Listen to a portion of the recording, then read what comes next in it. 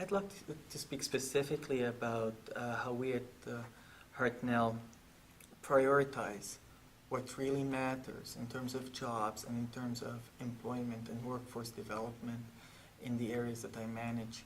It primarily revolves around working with our industry folks, our allies, and having them on our steering and advisory committees, meeting very often, having them be partners. And in reality, they're such partners, that become such partners that they wear our gear and they talk about Hartnell College as we. We at Hartnell are doing that. This is how we're succeeding, and they're looking at us as brothers and sisters. And this is how we believe we're serving our community, because we're hearing from the industry what their needs are, what their current short-term and mid-term needs are. And we're working also with the county as well as with observers and with people with economic and business know-how to understand how the future is going to look like and how we're going to position ourselves. We're subsequently going to position our programs, our curriculum, and our students to be ahead of the curve.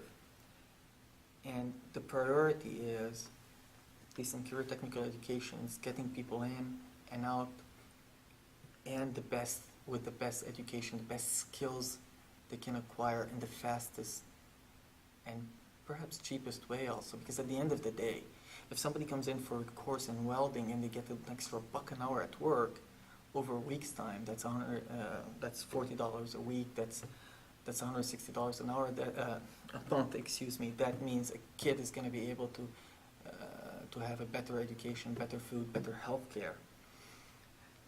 Now, another thing that I'd like to address is how we bring innovation that matters to jobs. Because the industry may know, well, we need this particular skill, but in reality, there's a lot more than we can put there in terms of innovation. Let's say fixing a weld. What can we do to become innovative in fixing a weld, but also putting a student that has the critical thinking, that has the ability to catch on to the next technology when it comes out?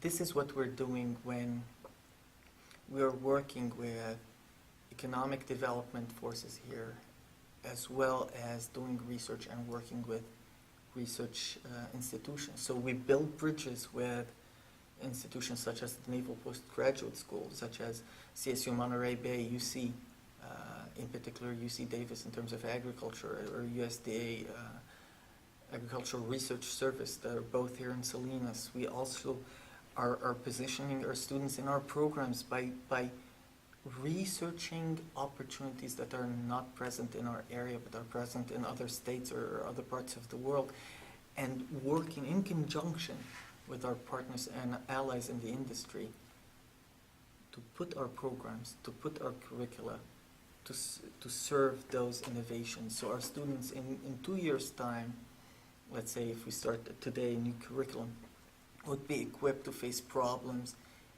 using solutions that other people will not know about for another 5 to 10 years. So this is how we're doing it, and we're seeing success is relative, but one of the measures is how many times every week you get phone calls for supplying students, graduates, to Industry A or Industry B, but also how many people come to our meetings and say, we're your partners, we're Hartnell, and they wear the gear, and then they speak about Hartnell as if it were